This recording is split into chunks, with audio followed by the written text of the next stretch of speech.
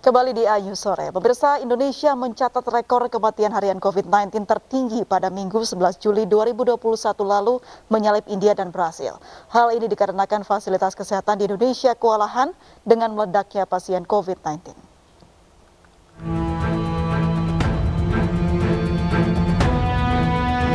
Di tengah penerapan PPKM darurat di Jawa, Bali, dan pengetatan PPKM Mikro, Indonesia mencatat rekor kematian harian COVID-19 tertinggi pada hari Minggu 11 Juli lalu. 1.007 jiwa meninggal akibat COVID-19 di Indonesia pada 11 Juli 2021.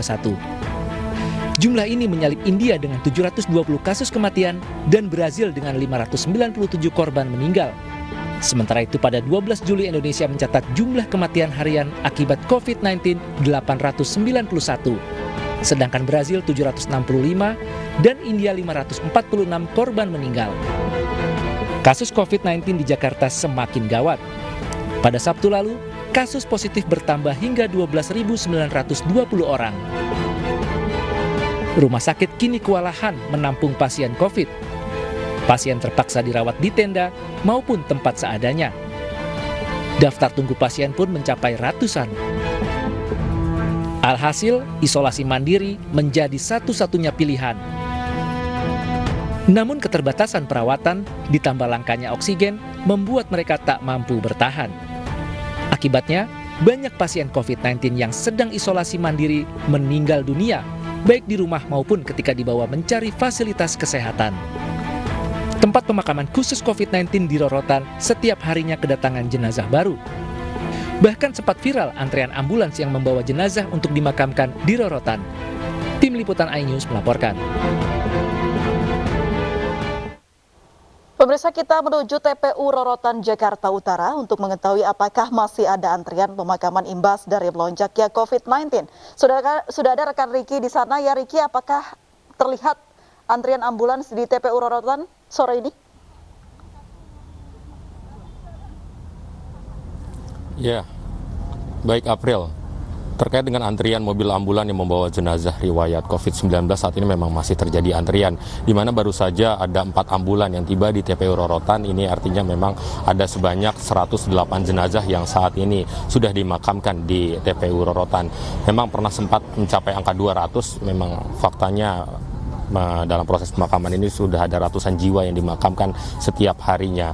Dari luas lahan seluas 3 hektar, ini kita lihat sudah ada sebanyak 11 blat yang dipenuhi oleh pemakaman dari jenazah yang terkonfirmasi riwayat COVID-19, di mana memang jenazah yang dibawa ke TPU Rorotan ini dari wilayah Jabodetabek hingga Karawang.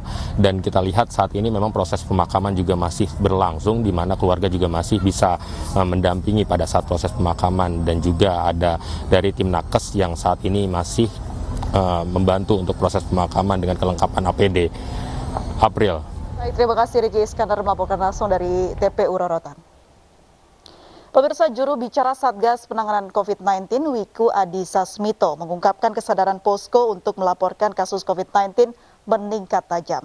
Namun masih ada posko-posko di 20 provinsi yang tingkat kesadarannya kurang selama PPKM darurat. 1 minggu pelaksanaan PPKM darurat, terjadi kenaikan pesat dari laporan kinerja posko desa atau kelurahan. Kenaikan paling tinggi terjadi pada laporan kegiatan pengawasan keluar masuk wilayah, naik sebesar hampir 200%, kemudian pembatasan jam malam naik 157,13%, serta menutup rumah ibadah pada zona oranye dan merah. Meningkatnya jumlah kasus harian COVID-19 membuat Wakil Presiden Ma'ruf Amin meminta semua pihak termasuk ulama berjuang bersama. Ulama juga diajak untuk menjaga umat dari berita bohong atau hoax.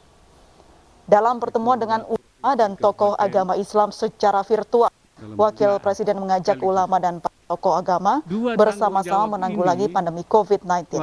Ma'ruf Amin menegaskan COVID-19 di Indonesia semakin mengancam karena korban terus berjatuhan, termasuk ulama. Ma'ruf juga mengajak para ulama untuk menjaga umat dari berita-berita bohong atau hoax. Jadi ini nyata. Saya ingin mengajak semua para kiai, para ulama, para habaib untuk bersama-sama pemerintah menanggulangi bahaya COVID-19 yang demikian besar dan dahsyatnya.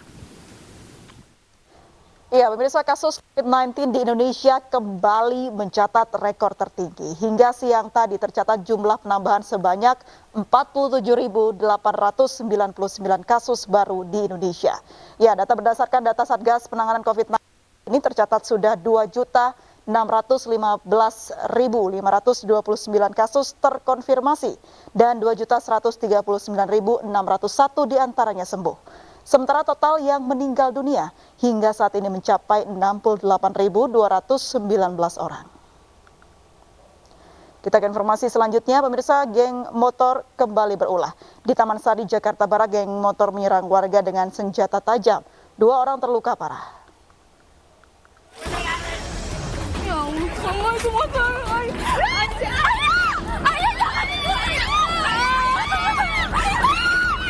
Inilah video amatir ketika kawanan geng motor menyerang warga di Gang 4 dan Gang 5 Taman Sari, Jakarta Barat akhir pekan kemarin.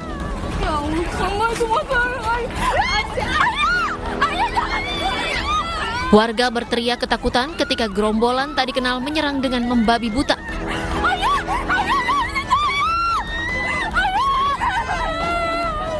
Gerombolan menyerang dengan senjata tajam dan membuat 2 warga terluka. Selain itu, mereka merusak warung dan motor warga. Menurut saksi, terdapat puluhan orang yang membawa motor dan senjata tajam menyerang gang-gang di permukiman warga.